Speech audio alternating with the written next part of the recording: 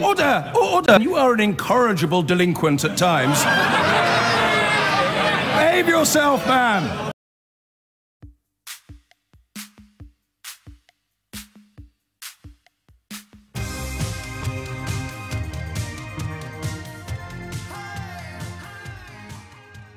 I don't know quite what question to ask. I can't sit here and say, why didn't anybody listen when we told them this was going to happen? That would be a little boring, although I'm probably going to be doing it for the next 10 years. We might as well start soon.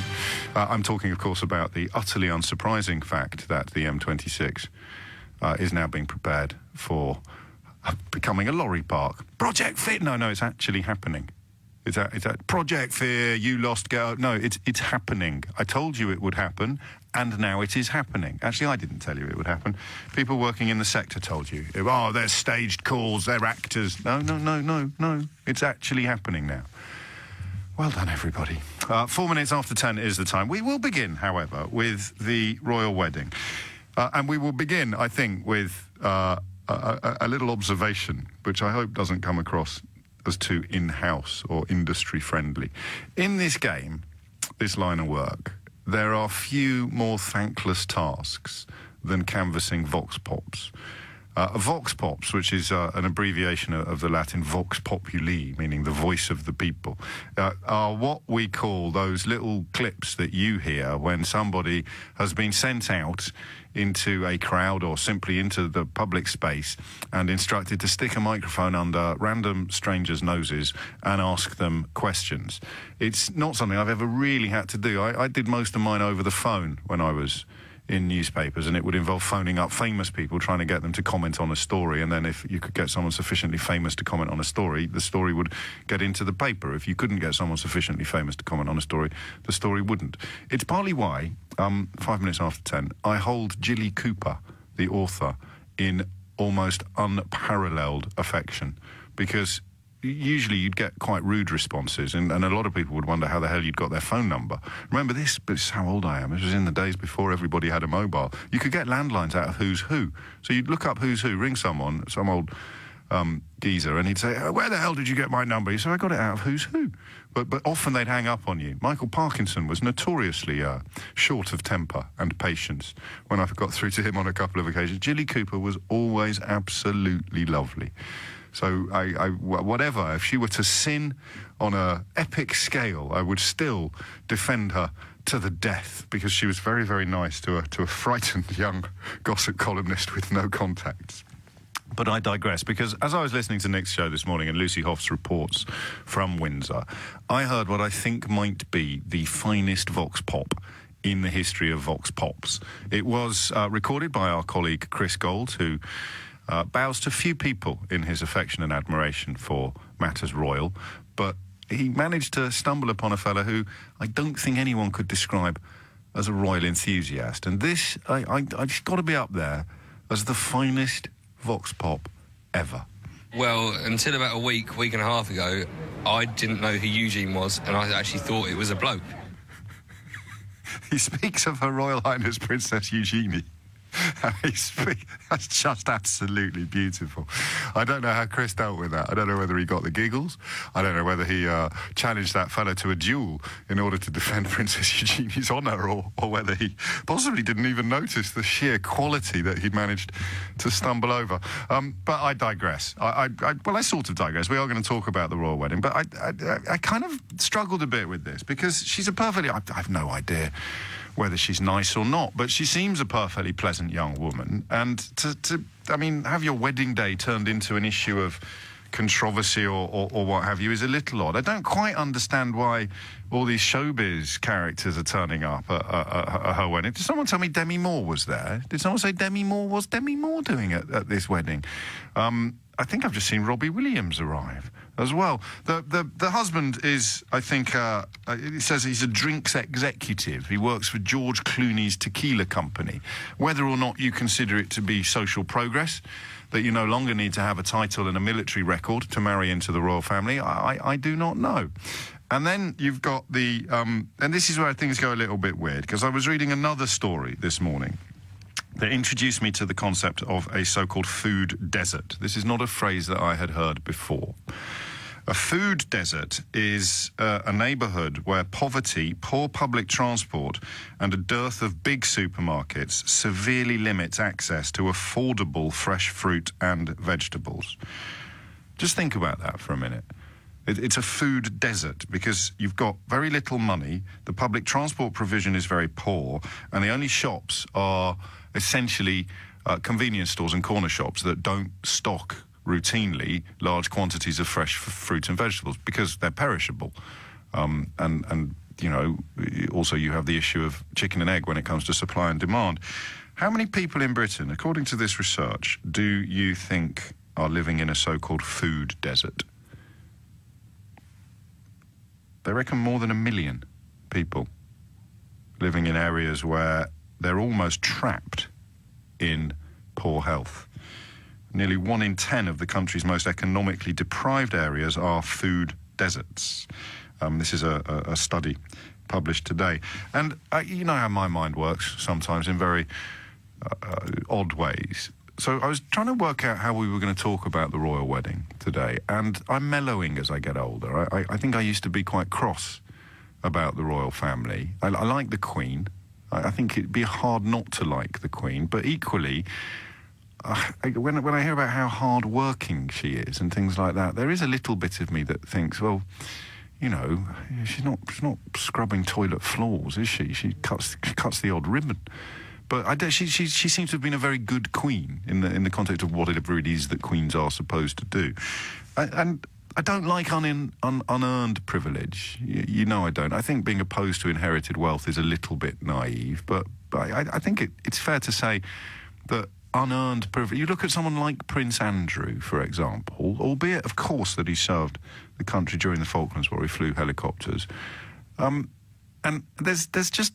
I struggle, I think, as a Democrat, to understand why that level of unearned privilege still exists in this country. And I do, and maybe I'm going a bit soft in my old age, but I do then wonder why we tolerate it. Because is it fair to say, do you think, that of those 1 million people living in food deserts, most of them would probably be quite happy waving a flag and cheering a cheer at the sight of a minor royal getting married to a tequila salesman today? I think they will, and I'm being a little bit kind of sneery, but not very, very. I wish them nothing but happiness and joy. I'm just wondering what their wedding says about our society.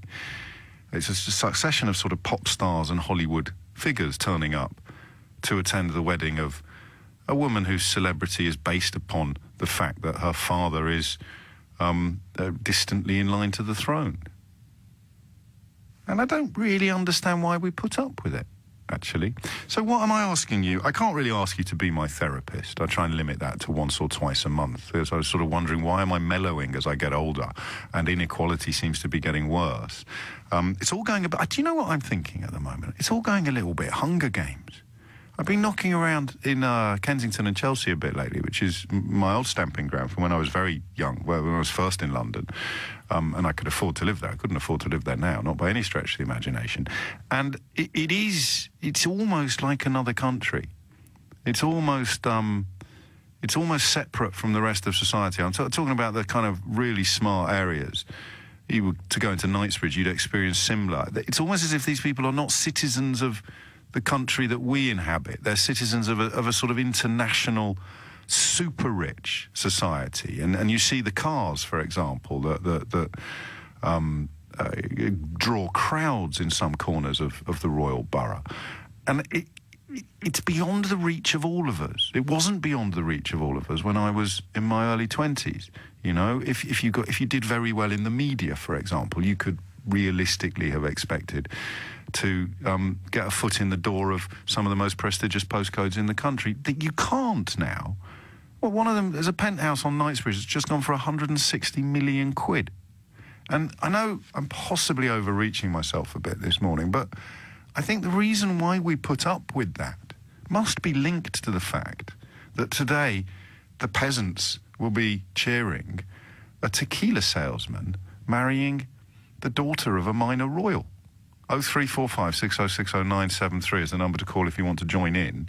We can't join in yet, James. We don't even know what you're talking about. Well, you sort of do. What do you know what I'd love you to do?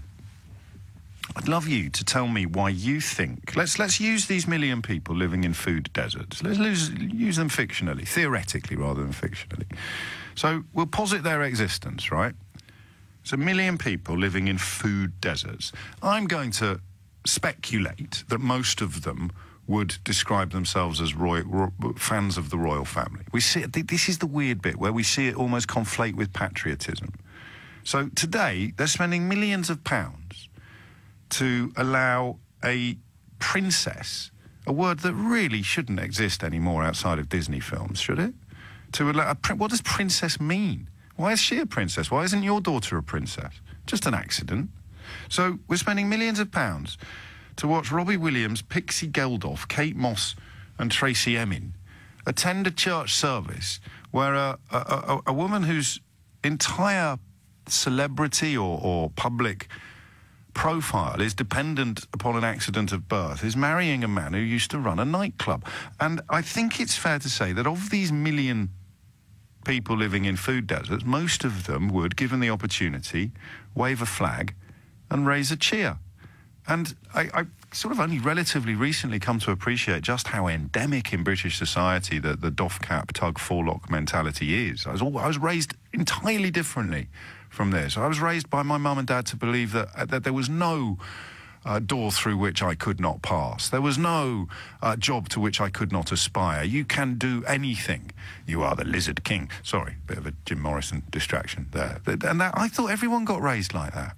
I thought everyone got raised to be told that just because, you know, you might not have been born with a silver spoon in your mouth doesn't mean you can't aspire to be Prime Minister is a classic example, isn't it? Or a consultant doctor, or you could be a High Court judge, or you could be a train driver, or you could be a firefighter. You know, I thought everybody got taught that when they were kids. It breaks my heart to see the results of children not taught that, what they become when they become angry, disappointed adults, because they somehow think it's their role to line the mall, waving their little flags. I think it's a bit pathetic, isn't it? Can you help me chill out a bit today? Just tell me why I should cheer up. This isn't emblematic of a deeply divided and unequal society. And if you can't do that, 0345 6060 we've been told constantly that we can't afford police officers, we can't afford mental health nurses. Everywhere we go, the impacts of austerity are being felt. Universal credit is going to kick the most vulnerable people in society squarely in the proverbials, and we're all supposed to be cool about it. And then this young woman, against whom I hold no personal animus, this young woman gets married, and it looks like something out of the Hunger Games. Why do we put up with it? 10:17 is the time, and everyone can have a go at this question, because it doesn't matter whether you're pro-royal, anti-royal, or largely ambivalent. Explain to me, and everybody else listening, why, in your view, you can...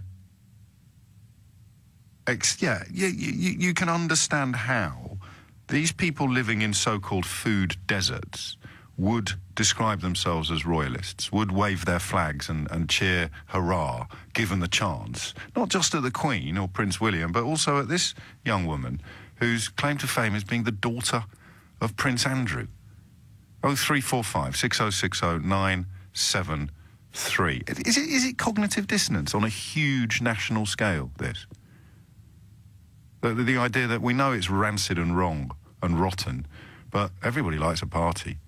I honestly don't know. I've never thought about it before in these terms. You can tell that because I've overshot the end of the introduction. I'll move on. But first, James, what you were given as a child, being told you can be or do anything, that is what is known as white privilege. It's funny when you say that, because the person I was actually thinking of when I was talking about aspiring to being anything or anyone and being taught that by your mum was Barack Obama.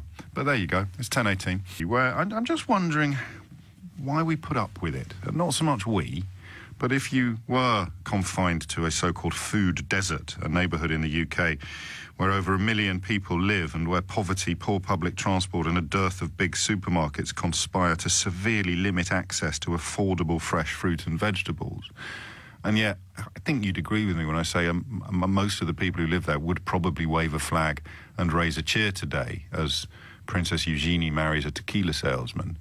I just want you to tell me why. 0345 60 60 973. It's a little bit manger brioche, isn't it? Let them eat cake. Don't you think? I don't know. In fact, I'll shut up and start listening. Emma's in Herne Hill. Emma, are you going to cheer me up or are you going to explain stuff to me? I don't think I am, because I find it quite hard to talk about all this without swearing. It makes me so angry. Well, do be careful, because it's not you that gets punished if you go all potty mouth. I cannot believe that we are in the 21st century and we have still got this institution of such privileged people, privileged beyond our wildest imagination, when you walk down the streets of London every day and there's people sleeping in boxes underneath sleeping bags, begging. I don't know that. I mean, and yet we allow this to go on. We do, but if we abolish the royal family tomorrow, there'd probably still be people sleeping in boxes. Well, maybe there would be, but as long as they're there, we will have the class system that rules this country. We'll never get rid of it. The rest of the world somehow managed over the centuries to get rid of these institutions, particularly Europe. Why? What's wrong with us? Well, they still have royal families, but they don't have the invested and inherited wealth and privilege. I mean, the Scandinavian royals generally tend to get proper jobs and well, they do, yes. And they ride around on bicycles, and they don't cost millions and trillions in security. Yes, but I think the answer to your question... Yes. No, I hear you. I know exactly where you're coming from, but I think the answer to your question, if we were to insert a Y into your fulmination, well, I do, because people must like it, mustn't they? So why do they like it? The people that like it are the people that have got virtually nothing, in my experience. I don't know anyone in my circle of friends that would be out there all night waving a flag. And I know that the people that are doing I got a couple of colleagues that would, actually. Yeah, I know. No, I don't mean on air. I mean, I mean sort of, some of the younger members of staff just get a bit excited when there's a royal wedding going on. Well, I think it's probably because they fancy Harry, but, they get a bit older and they'll probably get over that. It's not impossible, actually. I don't know anybody that thinks... I think it keeps us in our place. And whether that's to do with the conditioning that we grow up with, I don't know, because I can't answer your question. Well, that is it. I mean, that is sort of incoherent with anger. Incoherent with anger, exactly that, It's better than swearing. But can I point out that for a lot of people listening, I suspect we'll be registering the fact that you sound quite posh yourself, Emma. Do I? Well, I don't know. You just suddenly went much posher. You'd say I was probably middle class. Do you know what I mean? I'm not upper middle. Sure. I have a job. I go to work every day. I went to a grammar school. I didn't go to an independent school. I'm certainly not posh. No, well, there'd be nothing wrong if you are. I mean, perfectly entitled to be posh and think the royal family are a waste of time. But I'm with Emma. There's a sort of blockage in my brain on this one, because you can't quite get inside the minds of people who are perhaps struggling to make ends meet, and yet today will go along and wave a flag, or metaphorically wave a flag and raise a cheer for people who, well, I hate to put it like this, but some of these people will never need to do a proper day's work in their lives. And yet they live in palaces and castles. It's really, really weird. It first sort of occurred to me when my children started watching the Disney films. I think Frozen was a breakthrough moment. And you sort of love it because the songs are nice and they're good films. But then you sort of find yourself thinking, why can't my little girl be a flipping princess? Back to my mum teaching us that we can be anything that we want to be. Can't be the monarch, mate. Clive is in Fife, the Kingdom of Fife, of course. Clive, what would you like to say? Hi, James. It's the glorious Kingdom of Fife, if you don't mind. You're telling me it's the glorious Kingdom of Fife. How are you doing? I'm all good. Great speaking to you. Massive fan. Oh, thank you. Where are we today? What are we doing? I'm standing looking at my back door, watching the sun coming up in a beautiful day. Regarding the whole monarchy thing, I think we should just get rid of the whole lot, I think once the Queen goes, just stop the whole thing. It's a charade. It's a class system designed to keep people in their place, and it's the same class system that's produced two of your favourite people in the whole world. I know where we're going. Boris Johnson and Jacob Rees-Mogg. Yes, well, I mean, they're both... System, James. No, well, that's doff cap, tug, forelock, and this idea that because of the way they talk and because of the size of the silver spoon that they inherit, somehow the plebs will salute. And, I mean, I'm closer to your position. I'm not quite as extreme as you regarding abolition or anything like that, but can we get inside the minds of the people who do doff cap and tug forelock on a day like today?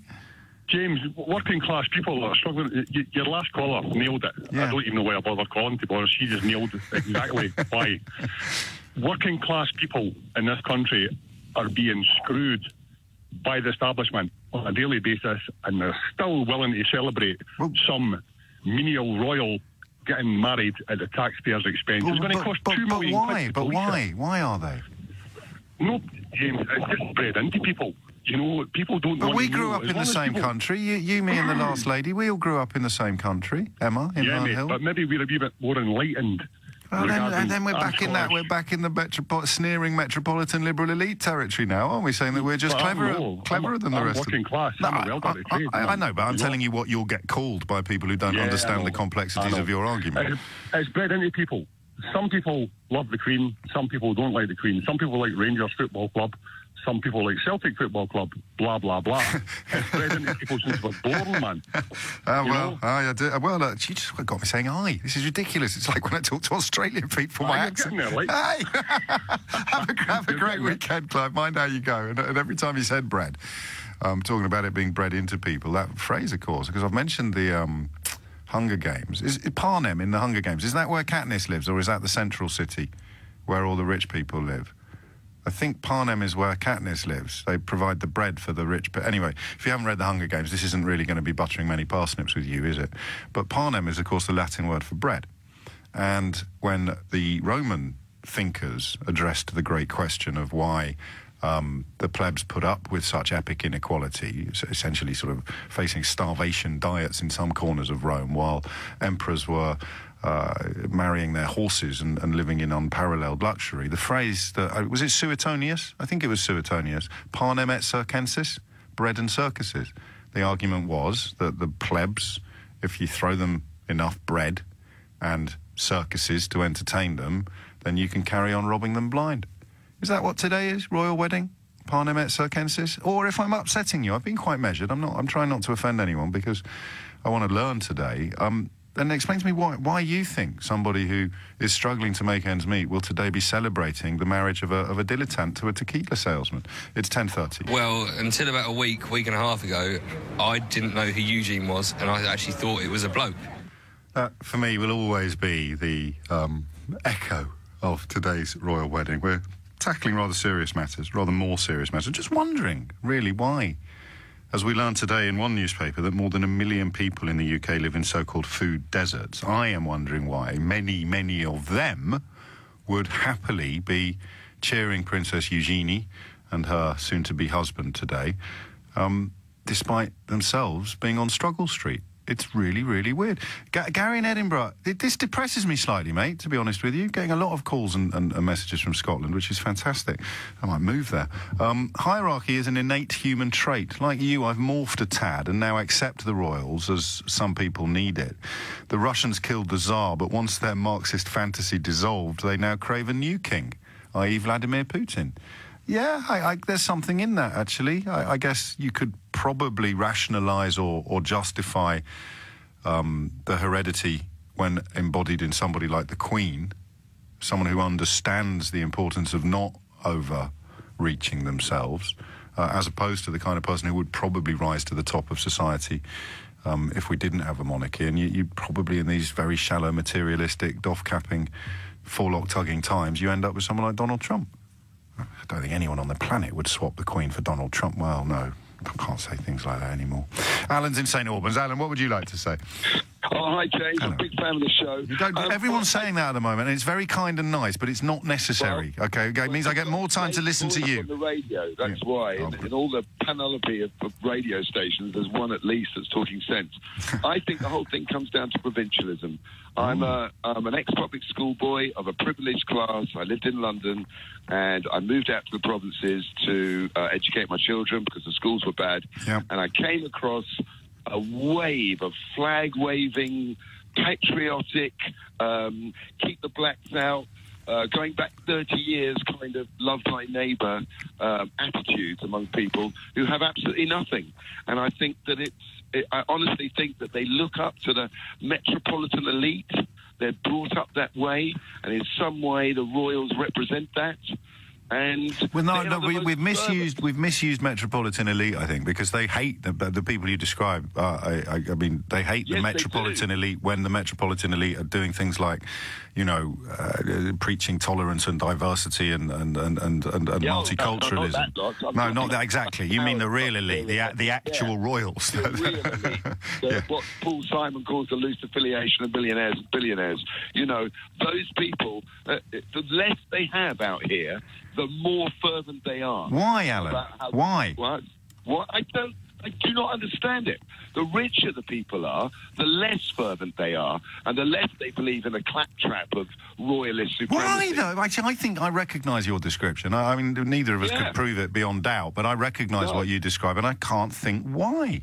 Because it gives them a sense of solidity, and their nationality and patriotism is the most important thing to them, and it binds them together. And in the fractured world of Brexit and all these other depolarising differences between us all, they cling to this flag-waving majesty, tradition, pageant. You know, when the royal wedding happened last time, the place went mental. You know, absolutely mental. I mean, he's going to be king one day. I know that there's a sort of trickle-down effect on the succession, the line of succession. But Alan makes quite bold claims. If you think he's talking rudely about you, then do please challenge these claims. It is essentially a sort of a hallmark of the less wealthy, less educated rump of Great Britain that as they watch their own lives possibly decline or diminish, still they cheer the traditions of inherited wealth and utterly unearned privilege. And neither of us have an answer to why. Why?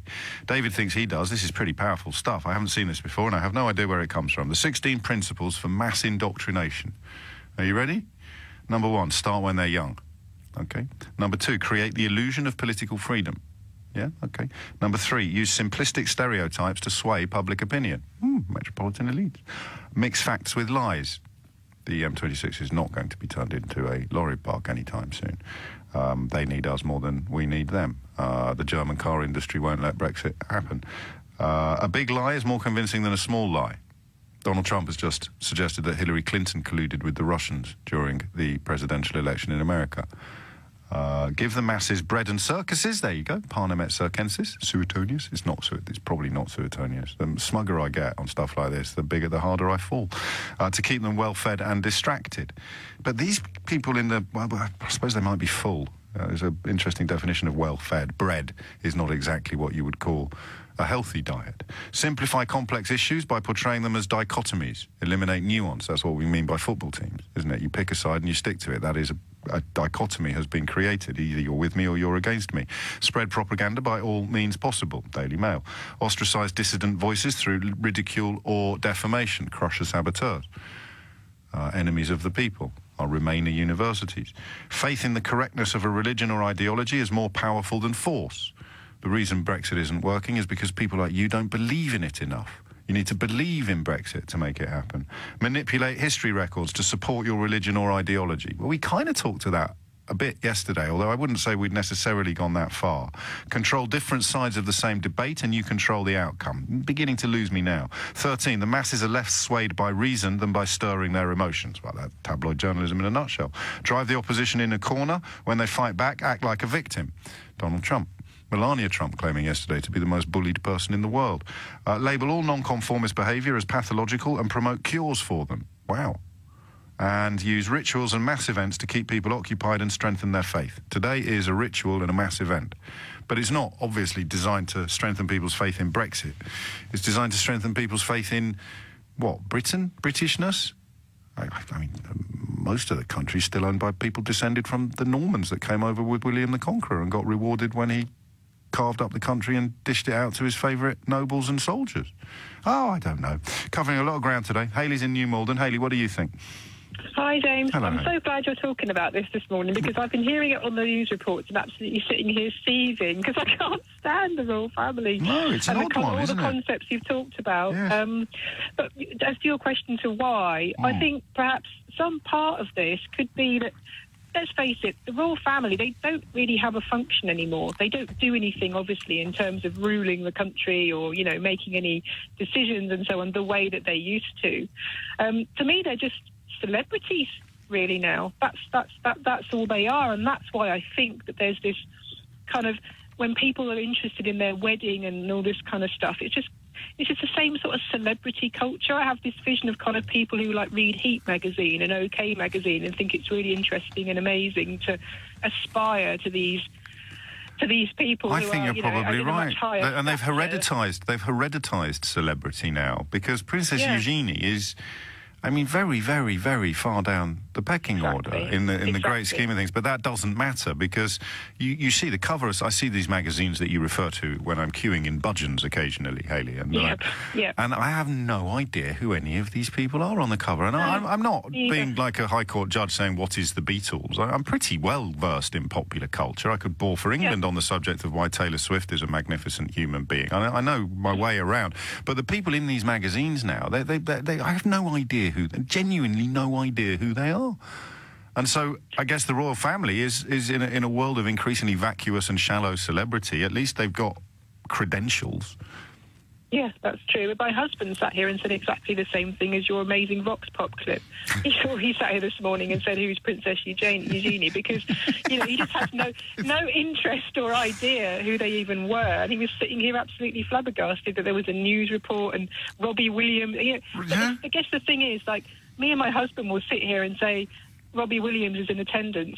Yeah. Oh, so what? Yeah. Who cares? Well, I don't know who cares. I'm intrigued because I'm interested in it. It sounds a little pompous, but I'm interested in the bigger issues that you and all the other callers are helping me to address, which is what do people get out of it? And you and I just don't know, do we?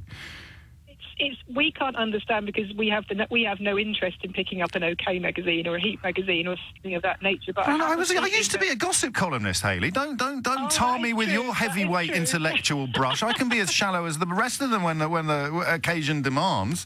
I can tell you more about Morton Harkett's past than anybody should reasonably know. And there are some celebrities that I really, really like. I still get quite starstruck, even the ones that have I've got to know outside of the working arena. I still get starstruck, but I don't get this. And do you remember when Theresa May curtsied in front of Prince William? That was one of the most horrible things I have ever seen in my life. Seriously. Nick's in... hang on, we've hit the line. Hayley, thank you. Nick is in Cheltenham. He'll be up first after this. Where I'm not quite sure how to do the next hour. The headline that we'll be addressing is MP's fury over no-deal Brexit plan to turn M26 into parking lot. Something which... Do you know, I'm increasingly confused as to why the gammon gets so cross with me. Because, really, you now know more than all your mates do. All your gammony mates who don't listen to this programme, you could have really been the clever gammon if you'd paid more attention to me. You could have been the one saying to them, well, if we're not careful, the M26 is going to get turned into a parking lot. And then they'd have gone, oh, Project Fear, shut up, you lost, get over. And you could say, no, lads, I voted with you, but I've been following the detail and I've been understanding the issues and I've been listening to people who know what they're talking about. That's not Project Fear. There's a very real chance, if there's a no-deal Brexit, that the M26 will get turned into a lorry park. And you could have been king of the gammons. In the one-eyed... in the land of the gammons, the one-eyed man is king. But you could... Why do you keep getting so cross with me when I'm the one giving you the stuff that keeps coming true? It's quite bizarre. So I'm tempted. I mean, if you wanted to, in the next hour, I'd like Gammon to ring me and tell me how you feel now that this has come true. Who do you feel let down by? Are you still going to try and kid yourself that it's the fault of people who said it was going to happen? Or are you finally going to start getting cross with the people who said it couldn't possibly happen? Didn't Charlie Elphicke vote for Brexit, the Dover MP? I think he did. Every haulier we've spoken to has told us that this would happen in the event of a no-deal Brexit. And yet no one believed me. And now it's actually happening and MPs are complaining. It's very, very odd. 10:51. Lucy Hoff is at Windsor Castle watching this wedding. Poor thing. And I owe you an apology, Lucy, because the finest Vox Pop of all time, I misattributed. It was a result of your fine journalism. It was James. I spoke to him outside the Prince Harry pub last night. He was holding a pint, not looking forward to today's wedding, safe to say. But others here are. There are several hundred people here now outside the gates of Windsor Castle, of course, as we're seeing those big names arriving inside the grounds. We've got a few hundred people here, but nothing like the crowds we saw for Harry and Meghan's wedding back in May. But here, let's have a listen to that guy that I spoke to last night outside the pub, giving me his reaction of the wedding later this afternoon. Until about a week and a half ago, I didn't know who Eugene was, and I actually thought it was a bloke. But I think it's good for the town. It's obviously going to bring a lot of tourism, and yeah, I think it's great. There's been a lot of controversy about the cost of the policing operation because she's having this carriage procession following the service, a cost of about £2 million. That's unconfirmed. What do you make of that figure? Should the taxpayer have to pay that cost? Well, I mean, I know we have to pay it, but I do believe that she's not as important as a lot of things, and I think the money could go better elsewhere. We love a wedding! Oh, we love a wedding! Oh, we're so excited! We just can't wait! Oh, we love the dresses, we love the groom. We love a good shindig as well, We love a shindig, we love a sing-song. I think it's part of the culture, and we should embrace it. I think it's always been a buzz, and I think this sort of event brings a bigger buzz to the environment. I'm a huge Will and Kate fan. I love Will and Kate. So I'm really excited to see them, and Harry and Meghan, of course, a good American in the royal family now, so that's always exciting. Yeah, and of course the Queen. Was that Matt Lucas in the middle of that report? So it sounded very like it. Lucy off there reporting. Oh, no, here she is. Hi, James. Yes, I think you get a sense there of the divided opinion of this wedding, but we are expecting the service to be underway in just under 10 minutes. So whether you're enjoying it or not, it will draw a lot of eyes this morning. Indeed it will. Thank you, Lucy. Off the line went down a little there, but I hope that the quality of your report was not affected. 10:53 is the time. Trying to do this without being rude, just about people who like the royal family. In fact, my interest in this particular question comes from a position of sympathy. If you were living in a so-called food desert, where limited access to cheap, fresh food was fueling health problems, you would truly deserve to be described as struggling. And yet still you'll cheer. And £2 million can reportedly be found for the wedding of a junior royal to a tequila salesman. Nothing wrong with selling tequila. I'm a big fan of tequila. But what did the people who you heard there get out of it? What is the excitement? What is the payoff? What is the bonus, the result? Nick is in Cheltenham. Nick, what would you like to say? Well, I'm going to see a family of Syrian refugees in a couple of hours, and they literally were in a bit of a food desert, yes. waiting to come to this country in the Middle East, and they absolutely loved the Queen. When they were out there, they drew pictures of the Queen, the two daughters, and they've just written this lovely letter to her, thanking her for embracing them and caring for them, and at the end they say, "We love you so much." And it's because the Queen represents the good things in this country, which the politicians don't. The rise in food banks, for instance, weren't at all due to the Queen. I think she was furious about it. Well, she could wipe them out tomorrow by flogging one castle. Well, no, because it's the government that spends it, and it's a political decision to have universal credit. And as soon as you're talking about food banks. She could wipe them all out tomorrow, or she could fund them all tomorrow, personally. Well, that would be seen as a very political event, I think. Well, it might be, but she could. So don't say that there's nothing to do with it. The whole point that we're discussing today is how epic wealth can be amassed at the pinnacle of the pyramid, and the people at the bottom of the pyramid who are, to use your example, using food banks. I'd love to see that, because I'd helped in a food bank, and I think when you see things with your own eyes, it is something that upsets me extremely. Of course. But I think I've lost sleep over seeing a 6-week-old baby in a food bank. Oh, God. But I think the Queen's influence behind the scenes is something. I don't want to argue with you, Nick, because you sound like a lovely man, and I mean that most sincerely, and I almost envy your warmth of spirit in this matter. I don't want to start arguing with you about whether or not... No, I'm not arguing with you. No, I know you're not, but I'm view. explaining why I'm not going to, because I don't want to disabuse you of the notion that she's sort of some benign, warm force secretly pulling strings in the background to make everybody's lives better. I like that idea. Well, she was in South Africa in about 1940s, when she was princess at age 21. Yes. And against all protocol, and the South Africans were furious at this.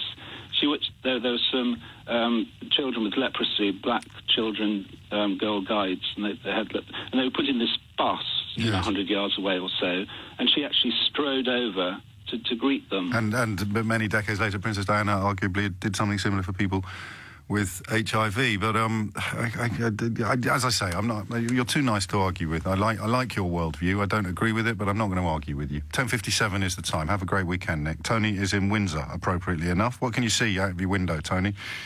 Well, I'm surprised how little. There was hardly anyone there when I was down there about 20 minutes ago. You're joking, all the back mate. streets You must have gone the wrong way. I'm looking at it on the telly. It's thronging.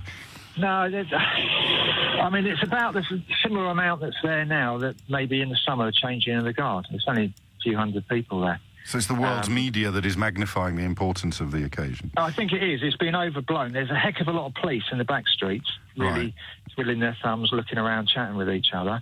I mean, I think it says more about the royal family and the people who organise this, about their self-awareness. That's what's going on around them. How do you mean? Well, like I say, I just don't see how it's justified, all the expense. I mean, there's a lot of media there, and I know, it's column inches and looks good on TV. There's not a lot of negativity around. I mean, this programme notwithstanding, and this has been more, I like to think, of an intellectual inquiry than an actual castigation or condemnation. But I think most punters like it. That's the premise that I'm working from. They like the pageantry, the bread and circuses element of it. Would you like me to commentate on it for you, Tony, now? No, there's been no interest. Mate, this is a bespoke offer from one of the nation's most leading broadcasters to give you a one-on-one account of Princess Eugenie walking up some steps in a big dress. No, I'm literally in my back garden now. I'm not interested. It's quite a full skirt, Tony. It has a portraiture neckline. There's no veil. There's no veil. What do you think about that? 0345 6060 973. Princess Eugenie has eschewed a veil on her wedding day. Anything else, Tony? Sorry. I thought you died of boredom, mate. I was getting worried. I thought I might get sued by your family. No, I'm in the back garden now, sort of, Well, go on, shout loudly. I'll see if I can hear it on the BBC. No, I mean, the only thing I share with the milkman, with the Queen, is we've probably got the same milkman, and that's about it. Guess really. you have when she's... I don't imagine there's a milk float pulling up at Windsor Castle. Should we carry on with this, or should we go... It might be quite nice to take a day off Brexit.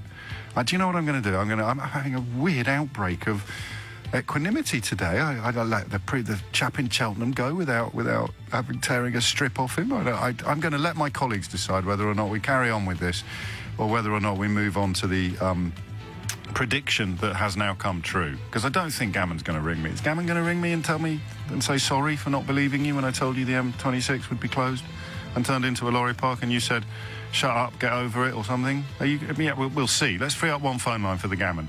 See if any of them have got the guts to... Well, not the guts, that's not fair. The decency to ring in and apologise. I'll do both. I'll do a bit more royal, and then we'll have a look at the lorry park and see if anyone's prepared to say sorry. Don't hold your breath. Speaking of not holding your breath, did you hear Jeremy Hunt yesterday suggesting, in response to the apparent murder of, I can't say this name very well, the Saudi Arabian journalist, which looks like Khashoggi, but I've heard it being pronounced as Khashoggi elsewhere, so I just mentioned that for information purposes. So Jeremy Hunt was asked, what are you going to do about it? If the Saudis really have murdered this journalist and cut him up and taken the dismembered body parts back to Saudi Arabia before anybody noticed, what are you going to do about it? And Jeremy Hunt talked about the shared values that we have with Saudi Arabia. Did you see that? So Foreign Secretary talking about shared values with Saudi Arabia. So we did some proper journalism on the programme this morning. We like to do at least one item a week that could be loosely described as proper journalism. Most weeks we fail completely or forget. But we remembered this week, we actually phoned the Foreign Office and we said to them, would you mind clarifying what exactly these shared values are that we have with a a country that is about as close to a medieval dictatorship as it is possible to imagine in the modern world. So this was the response. In response to your question, I'm not going to name the press officer because that wouldn't be fair. It's a job, isn't it? It's a living, as they say. In response to your question, you might find this useful from an interview the Foreign Secretary gave to Sky on the 27th of September. We have a commercial relationship and a strategic one. There are bombs that haven't gone off in Britain due to this partnership, but we want to make sure countries everywhere behave in a civilised way, and we do all we can to influence the Saudis. We do all we can to influence the Saudis. We do all we can to influence the Saudis into deciding to use our missiles and bombs when they're killing Yemeni children. So, what do you think the shared values are? I don't think we can get this up as a topic, can we? What are the shared values between Saudi Arabia and the United Kingdom? But imagine if you were working as a senior press officer at the Foreign Office, and you were asked a fairly straightforward question by my producer. What are these shared values that Jeremy Hunt was talking about yesterday? And you thought to yourself, well, I have to reply. Them's the breaks. Those are the rules. Let me have a little look for the best possible response I could find. Now, it's perfectly possible that they didn't try very hard and they're just palming us off with this nonsense because we live in an increasingly unaccountable society. It's probably only a matter of time before I have to sign an NDA before I'm allowed onto the radio. But we look at this and we find ourselves wondering, well, what have you got? Shared values is the phrase that we're examining, Mr. Hunt. Shared values, because I don't think we share any values at all with Saudi Arabia. I think some members of your party do. I think the prioritisation of profit above humanity is absolutely a shared value of some conservatives and the Saudi Arabian royal family. But I don't think that you mean that when you use the phrase shared values in public. So what are the shared values, Foreign Secretary? And their sort of key aides scour the archive for something that might constitute an answer to our incredibly simple and straightforward question. And they come up with this. We have a commercial relationship and a strategic one. There are bombs that haven't gone off in Britain due to this partnership, but we want to make sure countries everywhere behave in a civilised way, and we do all we can to influence the Saudis. Donald Trump effectively said yesterday that even if they have murdered this guy, we'll still sell them weapons. It's almost as if the most oppressive and dictatorial regimes on the planet, Saudi Arabia, Russia, China, it's almost as if they've now decided that they can do whatever they want and that the traditional policing of such matters led by America is not going to happen under this president, isn't it? China are disappearing senior Interpol figures at the moment. Russia sending murderers to our country to kill people, and we apparently don't care. And now Saudi Arabia essentially sending a hit squad into Turkey, a European country, and undertaking a murder confident in the knowledge that where once this would have invited massive repercussions and consequences from an American-led Western coalition, oddly, no such desire to protect values. That's why I wanted to know what Jeremy Hunt thought those values were that we share with Saudi Arabia. And now we know.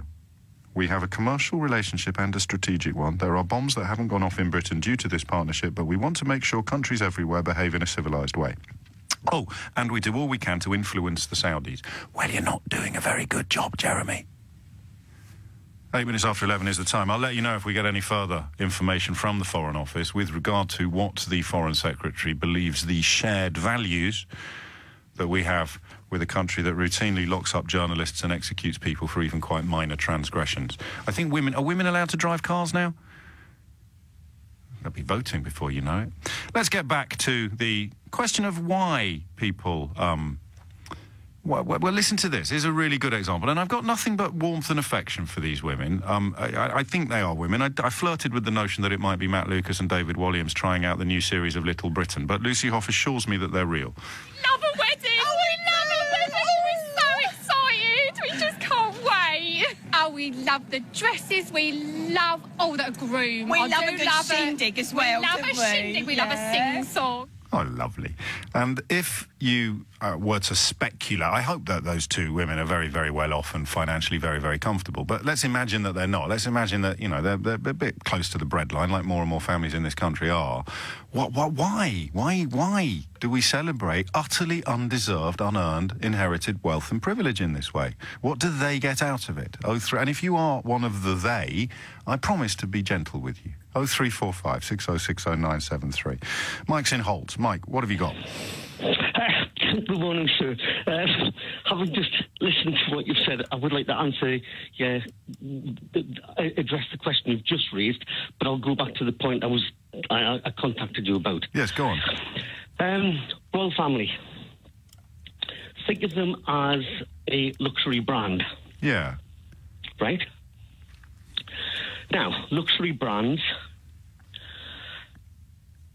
sell expensive items to those that can. But hang on, what does the royal family sell? No. Think of it as a luxury brand. I am. I'm asking what it sells. That's the first question I'd ask if I start thinking about it as a luxury brand. Can I just run with the idea? And what people buy into with luxury brands is the small stuff that they can afford. So they're buying into an idea, a concept. You're talking very slowly, and I hope I'm not offending you when I say this. I'm finding it quite frustrating. There's enormous pauses. That's all right. You crack on, mate. All right, what they sell is Britain. Yeah. They sell the idea to whom? Of... think about the Vox Pop. Think about the people that came from America. Yeah. They still visit Egypt, and it's a while since the pharaohs shuffled off this mortal coil. Yeah. But exactly, because Egypt has got its... pyramids. Its history, and its pyramids. And its sphinxes. So the people would still visit the palaces and what have you, and the castles. Yeah, but what people, if you think about it, what people are buying into is the idea of royalty. Don't get me wrong, I'm not a royalist myself at all. But so you see them as but that doesn't answer my question, Mike, does it? Sorry, I'm giving you a right old monstering. You only rang in for a bit. You only rang in for a natter. No. But the question is, what do the flagway, what do the forelock tuggers get out of it? Is it? I mean, it's... That they're part of the pageantry. But they're not. They're kids with their faces pressed up against the sweet shop window. They don't get any sweets. No, but they can see the sweets, man. Do you know that scene in Oliver Twist? You know the one I mean in the musical version when they're watching they're in the workhouse. They can see the sweets. They're watching the food being eaten by Mr. Bumble and his big fat mates, and they are actually enjoying watching it being eaten because it's the closest they'll ever get to eating it. Exactly. That's the point I'm trying to make. That's the point you did make. Oh, thank you. You're very welcome. Do you think that's what it is? It makes sense. No, it makes sense, doesn't it? So it's like, well, I know I'll never be part of this, but that looks gorgeous. Well, cool. Imagine if you were yes, and that's when we're back to the magazines that Emma was talking about. Exactly. No, that's the point. Obviously, I'm from the northeast. I live in North Wales now. I thought Holt was in Norfolk. Oh, well, Holt. There's a few Holts around the place. There's a few Holts. Is it a badger's? Is a Holt a badger set originally? What's a Holt? It's an animal lives in a Holt. Do you know what animal? I'll check that out. Well, how long have you lived there? Oh, since '95. Well, then you never looked up the meaning of the word Holt? No. I live in an old school. Part of an old school where H.G. Wells taught. Do you really? How interesting. Yes. Oh. It is. So I got as far as that. Well, then in that case, I shall detain you no longer upon your quest for more knowledge, Michael. But I think you've nailed something. Is that what it is? I don't know. I mean, we seem to spend a lot of our time at the moment speculating about the motivation of people that we don't understand. But my God, that's got to be better than not speculating about the motivation of people that you don't understand and just fighting with them, which is what the people I don't understand tend to do with their lives. A Holt is the burrowed lair of an animal, especially an otter. I was about to stop myself from looking it up, and then I remembered it's not Mystery Hour. Half my shtick involves looking things up on the hoof. That's kind of what research means. 11:14 is the time. Thank you, Mike. You're listening to James O'Brien on LBC. I just don't know. What would the numbers be? If they announced tomorrow, if Prince Charles announced tomorrow that he was not going to be king and that when his mother passes away, that'll be it. They're all going to go out and get a job. There's that wonderful Sue Townsend novel, I don't know if you've read it, where they end up living on a council estate. How many people would be heartbroken? You presume that some people would be, but I reckon we'd be over it by Christmas, wouldn't we? And then there's all that money that could be... I mean, theoretically, the Queen still owns the whole country in a way. We pay rent via our loyalty. It was in 1067, I think, and again, when I go off on these slight flights of fancy, you are more than welcome to pull me up on the facts, because I'm doing most of it from memory. 1067, William the Conqueror announced that all the land in the country was his, and then he started divvying it up among his nobles and soldiers. Prior to that, there were various landowners. I mean, it's very hard to argue that there was a king, an Anglo-Saxon king before. Is it Aelred? Or one of King Alfred's predecessors? I don't know. But the point is that's what we're looking at here. Ownership on an epic scale. Why are we cheering that? Why are you cheering today? Oh, because some woman whose distant ancestors managed to kill more people than my ancestors ever did is getting married to a tequila salesman. God save the Queen.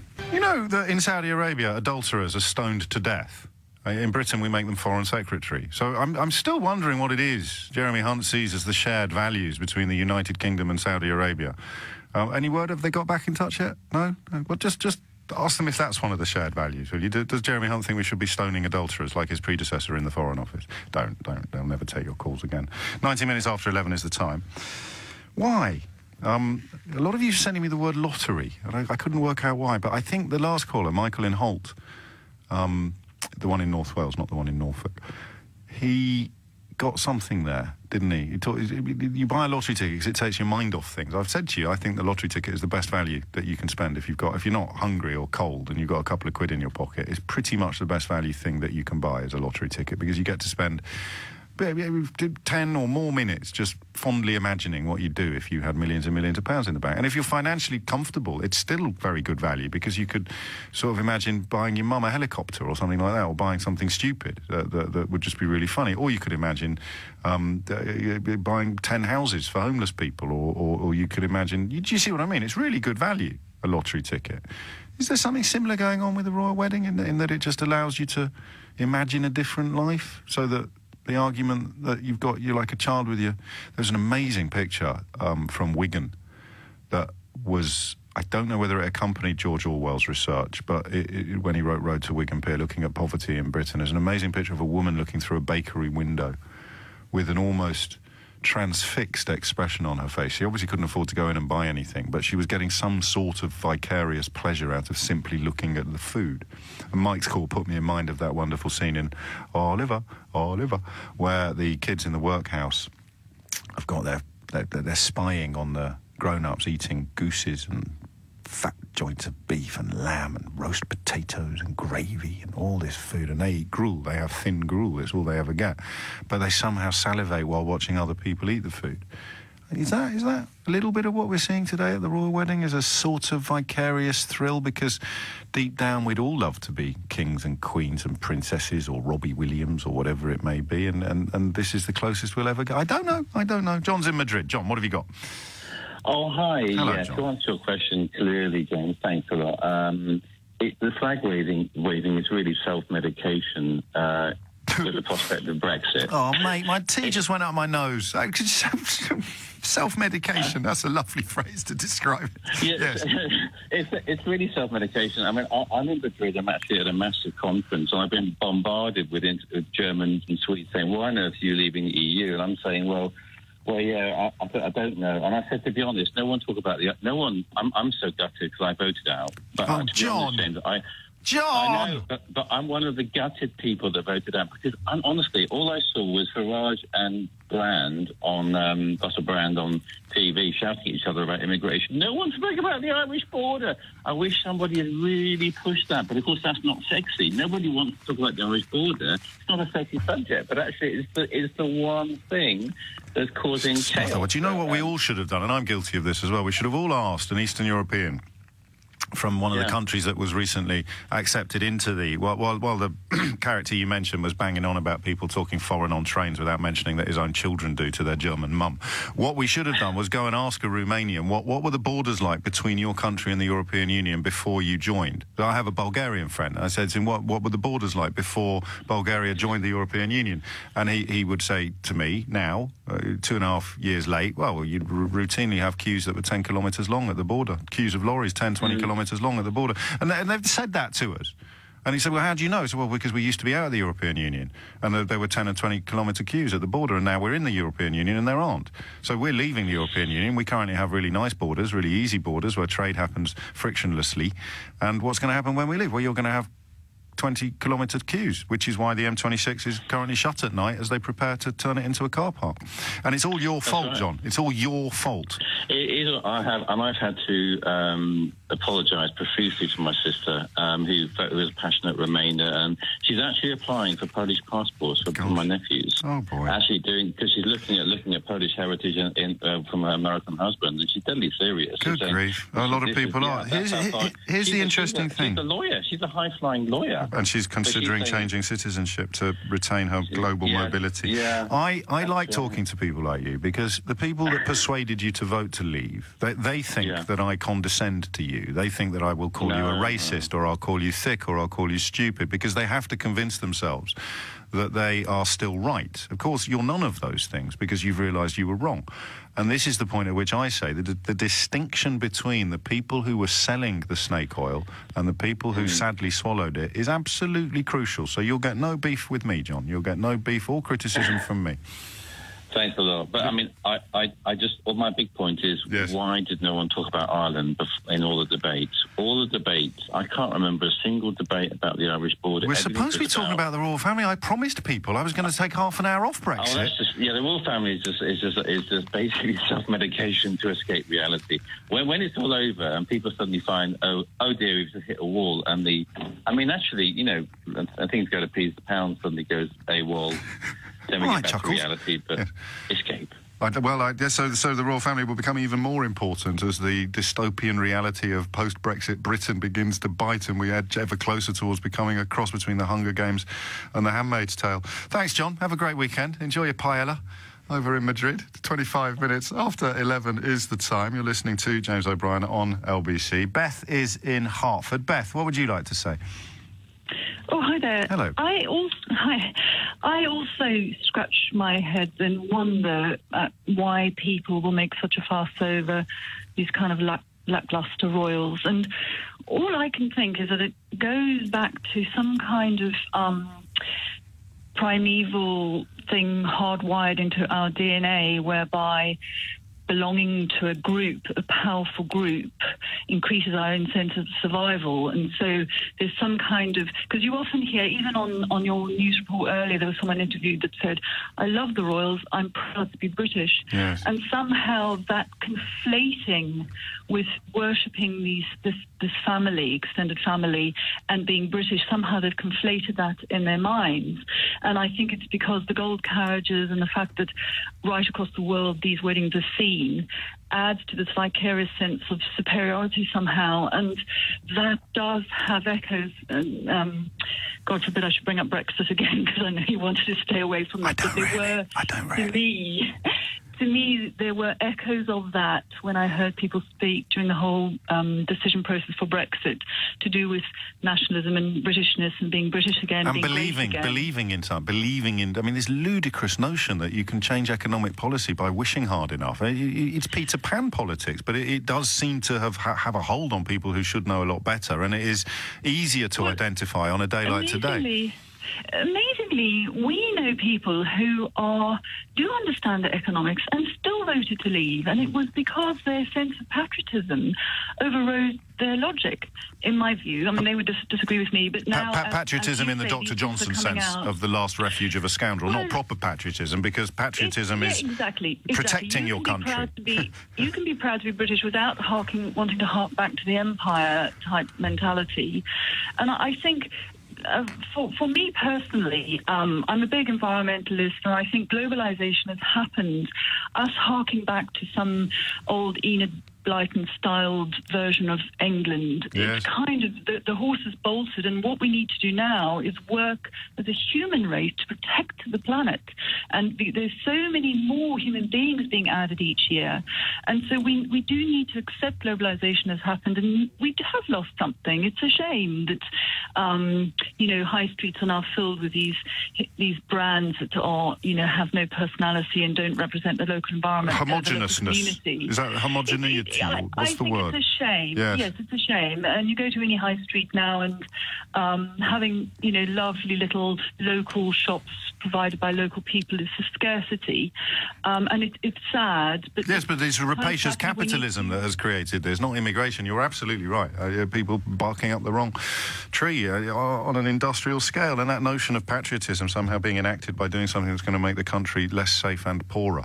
Oh, and turn the M26 into a car park. That's very, very patriotic. I might write a hymn about it, about the M26 as a car park, to the tune of Jerusalem, the Hubert Parry tune, to William Blake's words. And did that road after Brexit become a car park like I said it would? It's coming up to 11:30. You're listening to James O'Brien on LBC. I could carry on with this all day. This is, between you and me, and thanks to people like Beth, this is the first time I've ever done a phone-in about the Royals that I think is scaling the heights of entertainment and enlightenment that we daily seek to achieve. I don't know why. We've done something different today.